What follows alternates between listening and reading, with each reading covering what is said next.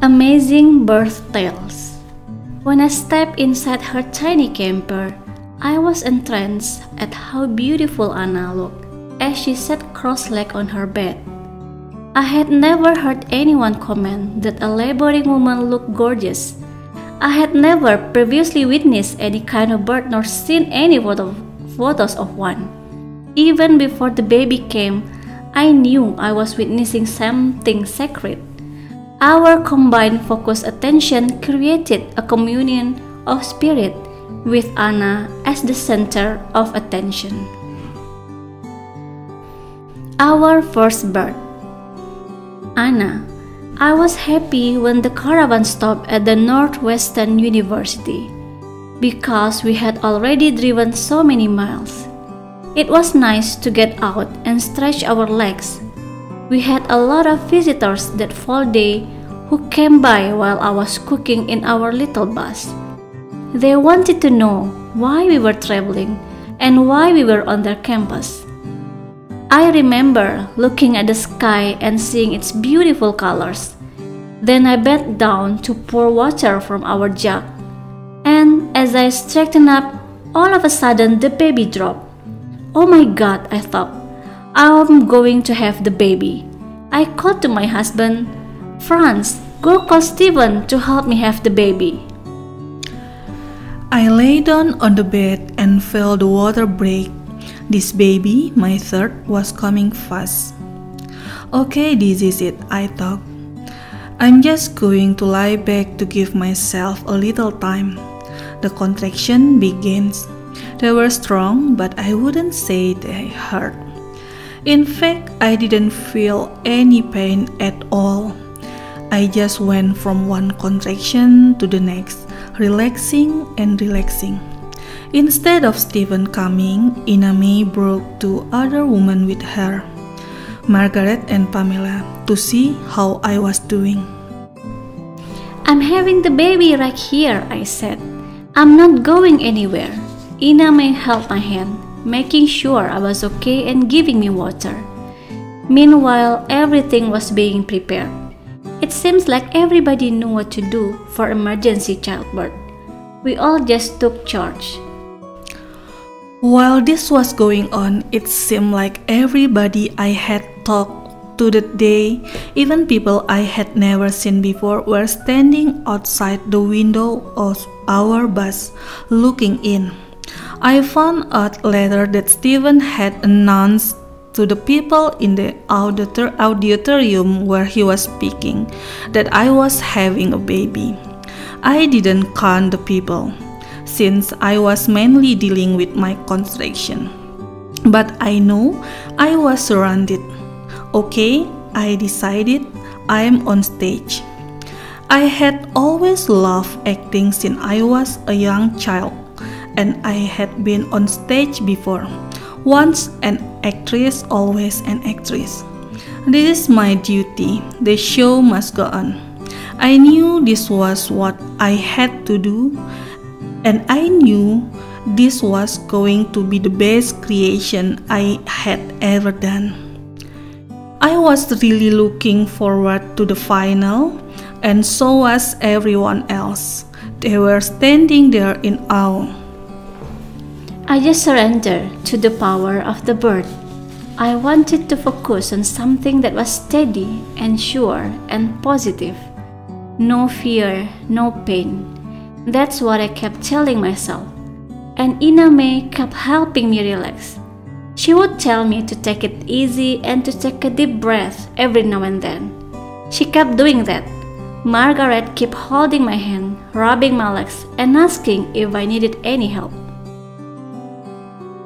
Just be here for me, I said. I don't want you to leave. Stay here, Ina May, Margaret, Pamela, don't leave. I need you more than ever.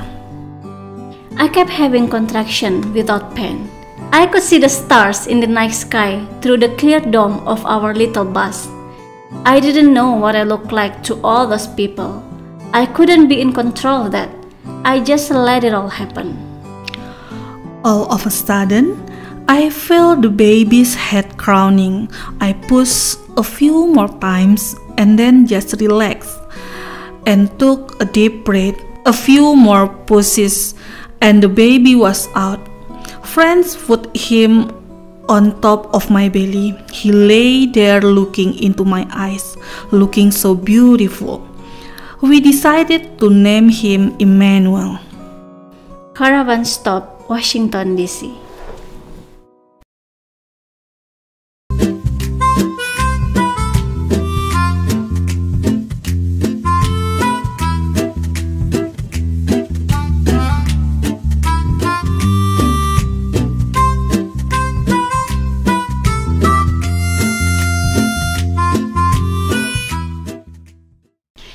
Oke, jadi chapter yang barusan kita bacain itu adalah chapter dari bukunya Ina May Gaskin yang berjudul Spiritual Midwifery. Ini edisi keempat dari bukunya Ina May Gaskin ini. Ada beberapa chapter yang akhirnya diangkat ulang, diceritain ulang kembali. Nah, tadi sudah kita bacain ada chapter dari yang pertama yaitu Our First Birth. Nah, di paragraf pertama ini yang bisa kita lihat adalah yang bisa kita baca bagaimana Anna sebagai pemeran utamanya di chapter ini itu ternyata dia ceritanya tuh lagi ada karavan gitu, terus ada bus gitu. Mereka kayak apa ya,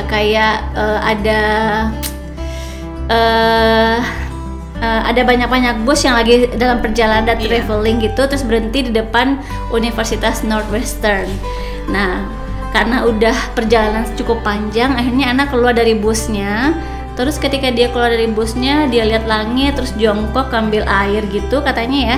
Terus ketika dia ngambil air, pas mau berdiri lagi, ternyata dia merasa bahwa dia udah mau melahirkan. Nah, akhirnya dia telepon suaminya, si Franz, untuk segera nelfon Stephen untuk membantu proses persalinannya si Anna. Ya. Nah, selanjutnya lanjut ke paragraf 2-nya tuh. Kalau di paragraf 2 ini lebih menjelaskan tentang bagaimana Anna tuh akhirnya merasa ketubannya pecah. Kemudian dia, BTW ini persalinan ketiga. Nah, mulailah itu kontraksinya berdatangan secara teratur dari satu kontraksi ke kontraksi lainnya. Nah, yang uniknya di sini, Anna tuh nggak merasa yang kayak kesakitan gitu, tetapi dia rasa itu kontraksi tanpa merasakan kesakitannya. Sampai nanti Stephen datang sama Ina May, sama Margaret dan Pamela juga untuk lihat keadaannya si Anna gitu. Nah, kalau di paragraf ketiga ini yang bisa kita lihat dan kita baca sendiri itu adalah bagaimana si Ina May beserta timnya, ya, ada Margaret dan Pamela tadi yang seolah-olah tuh udah beberapa kali menghadapi persalinan darurat gitu, emergency childbirth. Nah, mereka walaupun mereka sebenarnya sibuk mempersiapkan yang lain ya, ketika dihadapkan dengan persalinan yang darurat ini, ternyata tetap Ina May tetap mendampinginya Anna setiap waktu, memegang tangannya si Anna, kemudian memastikan bahwa Anna tuh merasakan nyaman dan baik-baik saja gitu menghadapi persalinannya. Nah, kalau paragraf keempat itu diceritakan di sini kondisi dari busnya sendiri. Jadi nggak tahu dari mana gitu ya, itu orang-orang berdatangan untuk mengelilingi busnya si Anna untuk lihat ini persalinannya si Anna. Nah, si Anna dengan lihat orang-orang di sekeliling kayak gitu, dia mutusin untuk ini tuh show-nya dia harus menjadi aktris yang baik gitu ya, sambil dia tetap fokus ke kontraksinya, sambil dia menjawab apa keingintahuan dari penontonnya, sehingga dia tuh kayak menjadikan persalinan itu untuk ajang untuk dia menunjukkan dirinya sendiri gitu ya, Mbak Ayu. Iya, benar. Nah, sehingga nanti di paragraf selanjutnya ini bisa kita lihat bahwa ketika si Anna sudah merasakan tadi bahwa itu adalah show-nya dia seperti kayak nyerah gitu, atau bukan nyerah ya, menerima bahwa persalinan itu adalah proses yang powerful tetapi tetap fisiologis. Iya. Dia tetap fokus untuk hal-hal yang memang positif, kemudian dia berusaha menjalani itu dengan tanpa ketakutan, tanpa rasa sakit gitu ya. Itu yang dia selalu bilang ke dirinya sendiri, dengan bantuan oleh Iname yang pada saat itu tetap ngasih tahu dia untuk selalu relax. Tetap ambil nafas panjang ya, ambil nafas panjang, kemudian merasa walaupun Iname yang selalu memberikan motivasi seperti itu, ditambah lagi dengan Margaret yang bertugas untuk selalu pegang tangannya Anna, kemudian pijat kaki ya, kemudian digosok-gosok kakinya, kemudian menanyakan apa yang butuh, apa ada yang mau dibutuhkan, apa yang ada yang diinginkan oleh Anna ketika dia menghadapi persalinannya. Iya. Nah, dari penjelasan Bu Ayu tadi, di paragraf berikutnya itu tergambar bagaimana Anna itu memang membutuhkan banget kehadiran dari Iname, Margaret, Pamela. Di sini disebutkan bahwa tetap di sini ya Iname, tetap di sini ya Margaret sama Pamela, jangan tinggalin saya gitu, karena ini waktu saya butuhin kalian banget gitu. Iya. Nah, karena dengan pendampingnya ya Iname, Margaret dan Pamela, akhirnya di paragraf berikutnya Anna mengatakan bahwa dia mengalami kontraksi, tetap mengalami kontraksi tetapi tanpa rasa sakit. Sampai-sampai dia bisa menikmati indahnya langit malam itu lewat lotengnya busnya waktu itu ya. Jadi di busnya kelihatan karena itu transparan, kemudian dia bisa menikmati indahnya langit pada malam itu. Walaupun dia tahu banyak sekali orang-orang yang mengelilingi dia, ternyata dia nggak peduli gitu ya, dia nggak bisa kontrol itu. Yang bisa dia lihat adalah pemandangan atau view dia malam itu. Dia hanya menerima, let it all happen katanya gitu. Wonderful moment banget gak sih itu ya, itu kayak gitu. Nah, ini di paragraf terakhir ini diceritain di sini ketika bayinya lahir, ketika kepala bayinya udah keluar, terus dia ngeden beberapa kali sampai dia nantinya lahir sepenuhnya bayinya dan ditaruh ke ke perutnya Anna. Kemudian untuk pertama kalinya dia lihat tuh, oh ya Allah, mata bayinya indah banget, dia jelasin di sini, dan akhirnya mereka menamakan bayinya itu Immanuel. Nah, itu dia kalau kita membahas paragraf per paragrafnya chapter yang barusan kita bacain.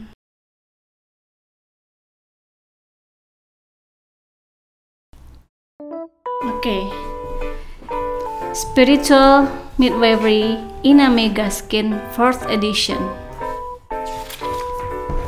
Jadi chapter yang barusan kita bacain adalah chapter dari bukunya Iname Gaskin yang berjudul Spiritual Midwifery.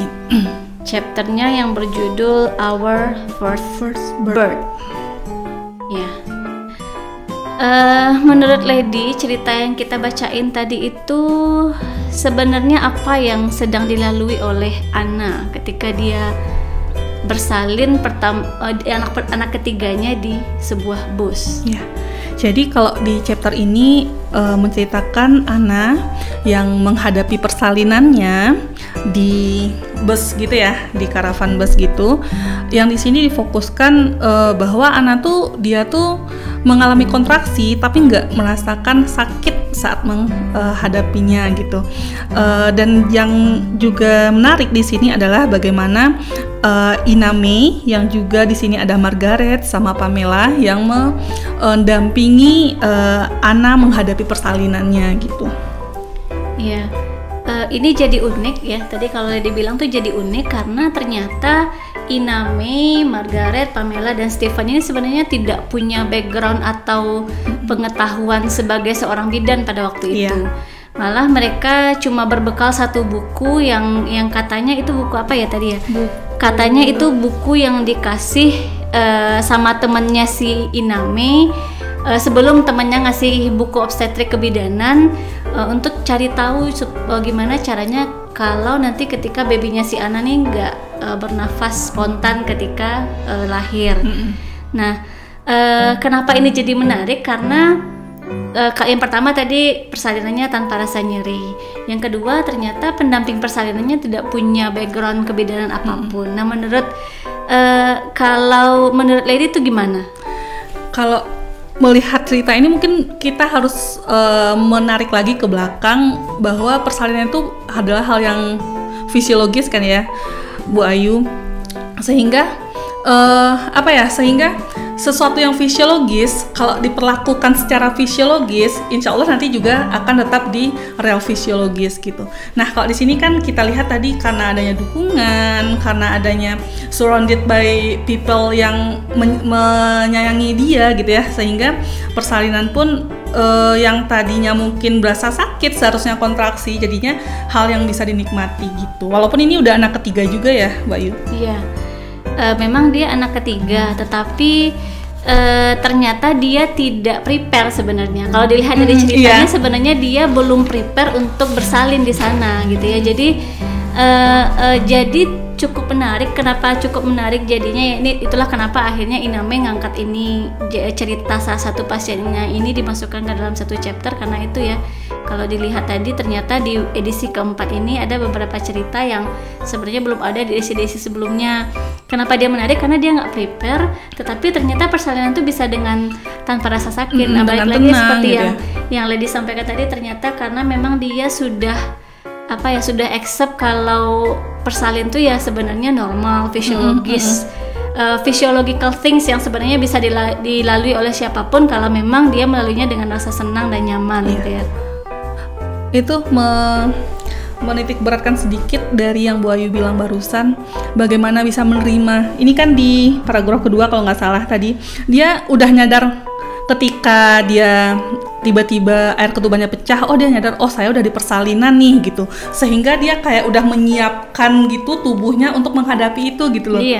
Dia udah nggak denial lagi, dia udah saya akan bersalin, saya akan mengalami kontraksi, sehingga nantinya tuh dia secara fisik, secara psikis itu udah udah kontraksi datang ya dia menikmati gitu ya. Yang menarik juga adalah ternyata salah satu cara yang dipakai si Ana ketika dia menghadapi persalinannya ini adalah dengan menerima itu seperti apa yang biasa dia lakukan. Jadi kalau di sini kan dia bilang I'm on stage, ya kan?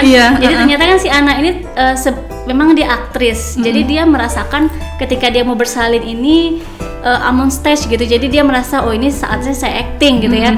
Jadi dia merasa ini harus dijalani dengan senang. I'm on stage. Terus apa ya katanya ya? Dia merasakan bahwa this was my duty, the show must go on gitu kan. Jadi ini penting sih ketika seseorang walaupun misalnya ibu bersalin nih lagi memang dia udah merasakan ini memang normal terjadi, tapi dia harus nyari satu cara yang menurut si Ana tuh gitu ya. Dia nyari satu cara yang bisa membuat dia tuh merasa proses persalinan tuh ya enak gitu ya. Cara itulah dengan merasakan bahwa dia lagi acting gitu lagi acting. Jadi dia lagi ada di panggungnya persalinan ceritanya gitu. Jadi bacanya itu jadi ketika baca itu merinding gitu ya. Setiap paragraf itu jadi tambah merinding gitu. Ya, jadi menyambung tadi Bu Ayu, kalau di sini kan kita lihat tadi itu bus yang kecil itu dikelilingin oleh orang-orang yang entah Ana itu lihat atau nggak lihat sebelumnya, entah dia kenal atau nggak kenal sebelumnya, sehingga dia tuh lebih terpacu lagi gitu ya untuk memberikan performa terbaiknya dalam persalinan tersebut. Ya, sangat menginspirasi. Itulah kenapa akhirnya buku ini jadi satu buku yang sebenarnya menarik untuk kita baca. Setiap chapternya punya story yang berbeda-beda. Nah, kalau dari Ana ini ya tadi itu yang bisa kita tarik sih ya. Ternyata persalinan itu adalah proses yang sangat normal, sangat fisiologis. Jadi kalau dijalani dengan sangat happy, harusnya kontraksi yang terjadi itu tidak terasa sakit sama sekali. Padahal harusnya sakit itu terasa fisiologisnya ketika di persalinan. Terus yang kedua mungkin yang perlu kita titik beratkan di sini Bu Ayu, ini tergantung itu ya pendamping persalinan. Di sini tampak bahwa itu ada Iname, ada Margaret, ada Pamela, ada sama Stephen juga yang mendampingi persalinannya gitu ya. Di sini tampak itu Iname ngasih minum, ngajak ngobrol gitu ya, sehingga nampak juga bahwa pendamping persalinan itu penting loh untuk ibu tersebut mendapatkan support mental selama persalinan. Iya. Jadi selain menerima kalau persalinan itu hal yang fisiologis, yang kedua adalah pentingnya pendamping pada saat persalinan. Ini mungkin relate juga ya Bu Ayu dengan evidence based in midwifery yang sekarang lagi marak juga dari WHO juga, yang menyatakan bahwa pendamping persalinan itu adalah hal yang krusial dalam persalinan gitu ya. Mungkin kalau kita menarik ulur ke belakang, apalagi khususnya di Indonesia gitu ya, kan kita tahu tuh zaman-zaman kita praktek klinik dulu, kalau di ruang persalinan itu hanya ada ibu, bidannya datang hanya ketika pemeriksaan saja, nggak boleh ada suami, nggak boleh ada keluarga gitu ya Bu Ayu. Iya. Selain tadi kan companion ya, pendamping dalam persalinan, ternyata pendamping dalam persalinan ini harusnya ketika dia mendampingi si ibu, dia juga ini kan kalau dilihat si Margaret, Pamela, terus suaminya, kemudian Stephen ini mendampingi, ternyata kan tidak ada bekal sama sekali. Yang mereka punya hanya bagaimana membuat si ibu lebih rileks dan nyaman. Nah, itulah kenapa sebenarnya yang harus dibekali dengan pengetahuan atau kesiapan seperti itu bukan hanya ibu saja ya, tapi pendamping persalinan juga harus punya kesiapan dan pengetahuan yang seperti itu ketika mau mendampingi si ibu di masa persalinan. Ya, setuju banget. Jangan nanti kita tuh cuman centang syarat-syaratnya aja, udah ada pendamping persalinan, cek gitu ya. Tetapi pas nyampe di ruang persalinan, ini pendamping persalinan juga nggak tahu ngapain gitu ya. Padahal sebenarnya pun seperti yang cerita ini udah sebenarnya dengan kehadiran pun udah bagus gitu ya Bayu. Tetapi diharapkan dengan pendamping persalinan itu tahu mau ngapain, aku harus ngapain, harus mengatakan apa kepada ibunya, itu bakal lebih baik ya. Iya, setuju sekali. Yang disampaikan oleh Iname adalah tadi di kalimat terakhirnya itu adalah dia hanya ingin berpikiran bagaimana membuat si anak itu merasa nyaman dan merasa rileks sampai bayinya lahir. Jadi semua pendamping persalinan itu harusnya punya pemikiran yang sama. Jadi ketika mereka mendampingi si ibu melewati proses persalinannya, harusnya mereka punya visi yang sama bahwa gimana supaya si ibu ini hilang stres, hilang cemasnya, dan menghadapi persalinan itu dengan rasa yang aman dan happy selama prosesnya sampai anaknya lahir. Ya, setuju banget. Ini juga mungkin yang harus kita geser dikit mindset kita.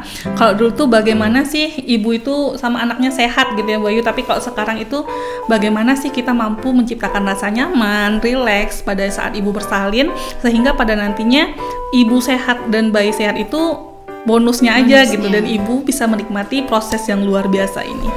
Iya. Sangat menarik kalau kita baca per paragrafnya tuh, kalau kita mau ulik satu-satu tuh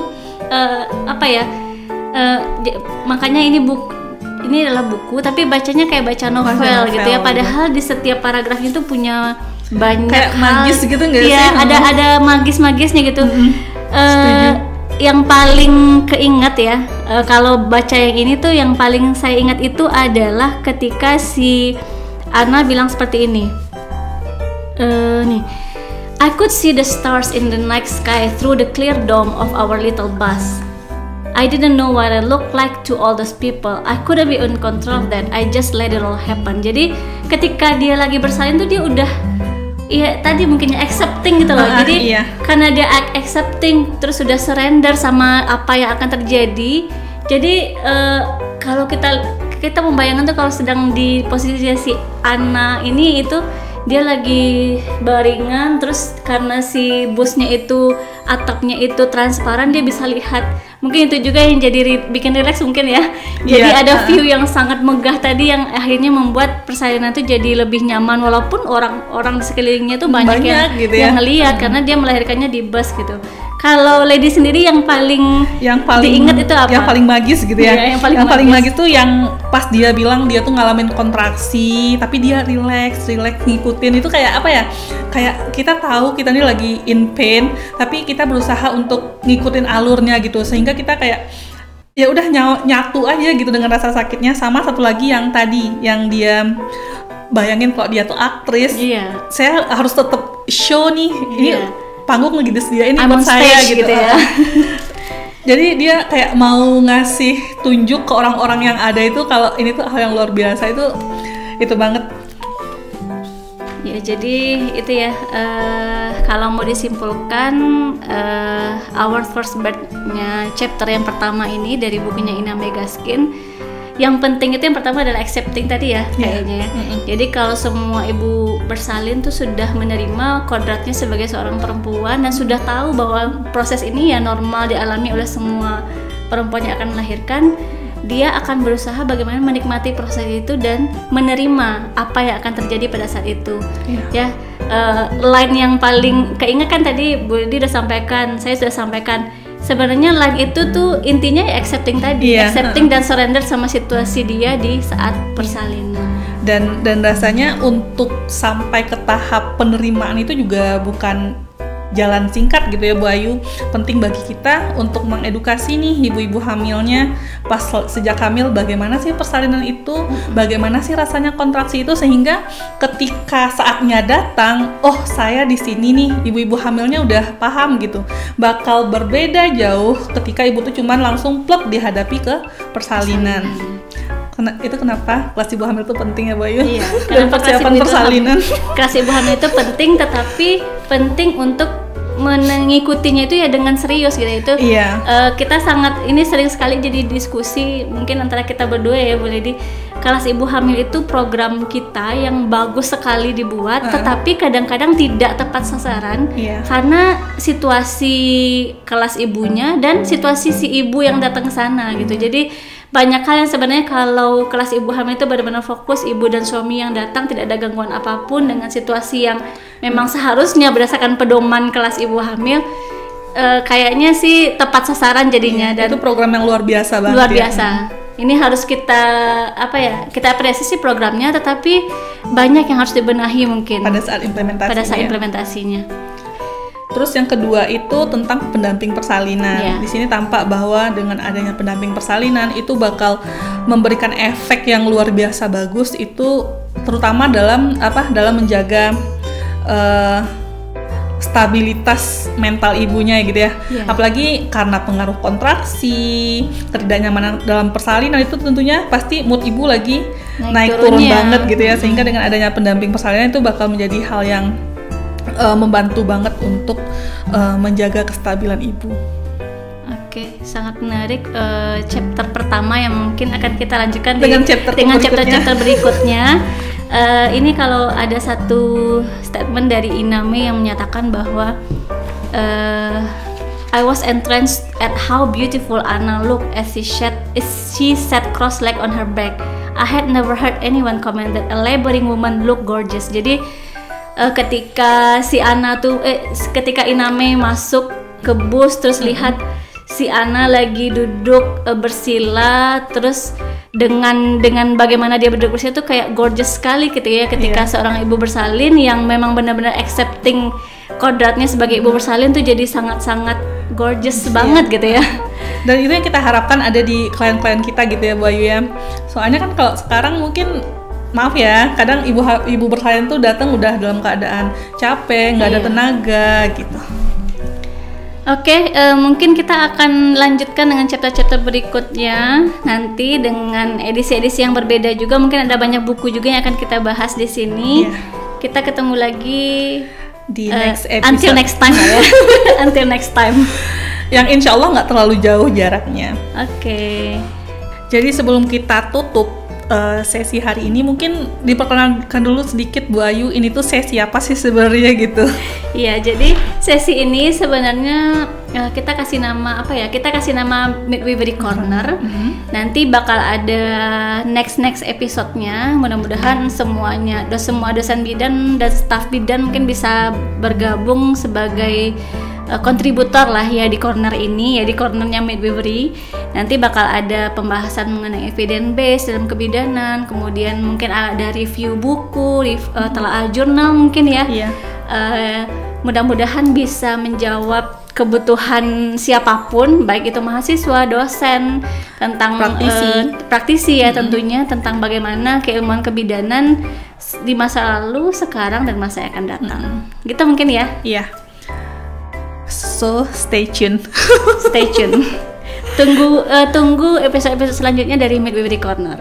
Dan mudah-mudahan sih nggak stuck di first episode aja ya Bu Ayu ya. Hopefully. Tuh ini kok kayak berat gitu ya. See you. See you.